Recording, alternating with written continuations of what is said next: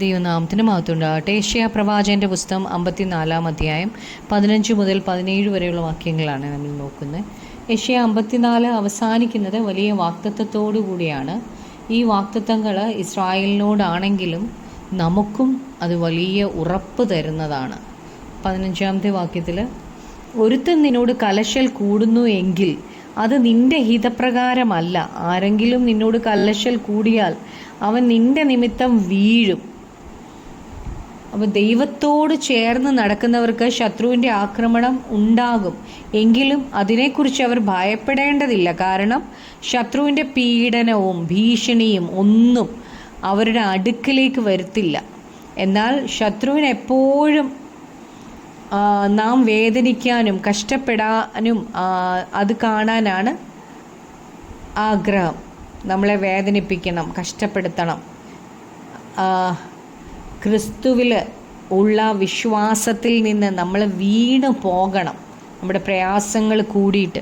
അതാണ് ശത്രുവിൻ്റെ ആഗ്രഹം. അതുകൊണ്ട് ശത്രു നമ്മെ എപ്പോഴും ആക്രമിക്കാൻ ശ്രമിക്കും. എന്നാൽ ഈ ശത്രു ദൈവം അയച്ചതല്ല, ദൈവം ഇത് ആഗ്രഹിക്കുന്നില്ല. അതുകൊണ്ട് ശത്രു നിൻ്റെ മുമ്പിൽ വീഴും എന്നാണ് പറഞ്ഞേക്കുന്നത്. ദൈവം ശത്രുവിൻ്റെ മേൽ ജയം കൊടുക്കും. ദൈവത്തെ അനുസരിക്കുന്നു എങ്കിൽ നാം വിജയിക്കും. വിജയം അനുസരണത്തിലൂടെ മാത്രമേ നമ്മുടെ ജീവിതത്തിലേക്ക് വരികയുള്ളൂ. നാം നമ്മുടെ ഇഷ്ടത്തിന് പോയാൽ നമ്മുടെ പാപത്തെക്കുറിച്ച് മനസ്സിലാക്കിയതിന് ശേഷം ക്രിസ്തുവിലേക്ക് മടങ്ങി വന്ന് നമ്മുടെ പാപങ്ങൾ ഏറ്റുപറഞ്ഞ് ക്ഷമയ്ക്കായിട്ട് അപേക്ഷിക്കുന്നു എങ്കിൽ ക്രിസ്തുവിൻ്റെ രക്തം നമ്മുടെ സകല പാപങ്ങളും കഴുകി നമ്മെ ശുദ്ധീകരിക്കും.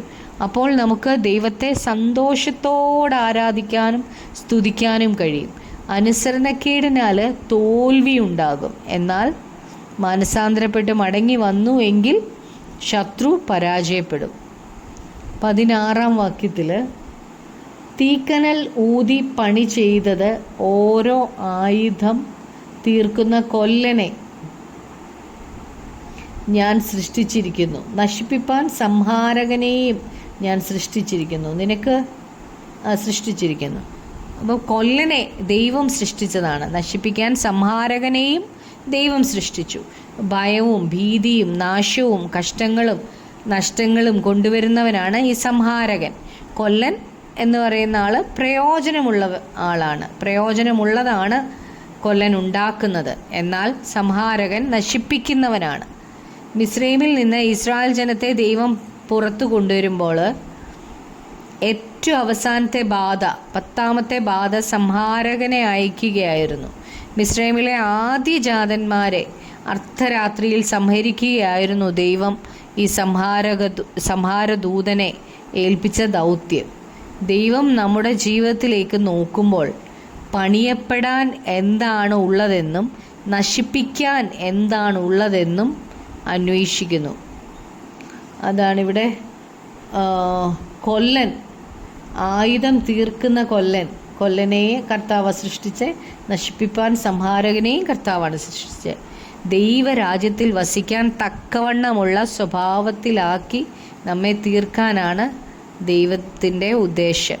17-ാമത്തെ വാക്യത്തിൽ, നിനക്ക് വിരോധമായി ഉണ്ടാക്കുന്ന യാതൊരു ആയുധവും ഫലിക്കയില്ല. ന്യായവിസ്താരത്തിൽ നിനക്ക് വിരോധമായി എഴുന്നേൽക്കുന്ന എല്ലാ നാവിനെയും നീ കുറ്റം വിധിക്കും. യഹോവയുടെ ദാസന്മാരുടെ അവകാശവും എൻ്റെ പക്കൽ നിന്നിലുള്ള അവരുടെ നീതിയും ഇതുതന്നെ ആകുന്നു എന്ന് യഹോവ അരുളി ചെയ്യുന്നു. അപ്പോൾ ഈ വാക്യത്തിലെ ദൈവത്തിൻ്റെ വാഗ്ദത്തം നമുക്ക് വളരെ ഉറപ്പ് തരുന്നതാണ്. നമ്മുടെ ശത്രുവിനെ നാം ഭയപ്പെടേണ്ട കാര്യമില്ല. നാം ദൈവത്തിന് മുൻഗണന കൊടുക്കണം, ദൈവഹിതത്തിന് കീഴ്പ്പെടണം. എങ്കിൽ ശത്രു എന്ത് ചെയ്യുന്നു എന്നതിനെക്കുറിച്ച് നാം ബോധർ ചെയ്യേണ്ട കാര്യമേയില്ല. ഈ വാഗ്ദത്തം ഇസ്രായേലിനും വിശ്വാസികളായവർക്കും ഉള്ളതാണ്. ഇസ്രായേലിനെ തകർക്കാൻ ശത്രുവിൻ്റെ പദ്ധതികൾ ഒന്നും നടക്കത്തില്ല എന്ന് ദൈവത്തിന് അറിയാം. അതുകൊണ്ട് ദൈവം പറയുന്നത് ശത്രുവിൻ്റെ ഒരായുധവും അവർക്ക് ഫലിക്കത്തില്ല എന്നാണ്. അതുപോലെ തന്നെ കുറ്റാരോപണത്തിൻ്റെയും നാണക്കേടിൻ്റെയും തോൽവിയുടെയും വാക്കുകളൊന്നും ഇനി വിജയിക്കുകയില്ല. ദൈവം നമ്മെ ന്യായം വിധിക്കുകയില്ല, മറിച്ച് നമ്മെ നീതീകരിക്കും. നമുക്കെതിരെ ഉയരുന്ന നാവിനെ നാം കുറ്റം വിധിക്കും. യഹോവയുടെ ദാസന്മാരെ ദൈവം ക്രിസ്തു നിമിത്തം നീതീകരിച്ചു. ഇസ്രായേലിനെയും സകല വിശ്വാസികളെയും ദൈവം നീതീകരിക്കും. ഇത് ദൈവിക വാഗ്ദത്തമാണ്, അതിന് മാറ്റമില്ല. നമുക്ക് പ്രാർത്ഥിക്കാം. കർത്താവായ യേശുവേ, അപ്പോൾ ഞങ്ങൾ വായിച്ചതുപോലെ കർത്താവെ, ഞങ്ങൾക്ക് വിരോധമായി ഉണ്ടാക്കുന്ന യാതൊരു ആയുധവും ഫലിക്കയില്ലല്ലോ. ന്യായവിസ്താരത്തിൽ ഞങ്ങൾക്ക് വിരോധമായി എഴുന്നേൽക്കുന്ന എല്ലാ നാവിനെയും ഞങ്ങൾ കുറ്റം വിധിക്കുമല്ലോ കർത്താവേ.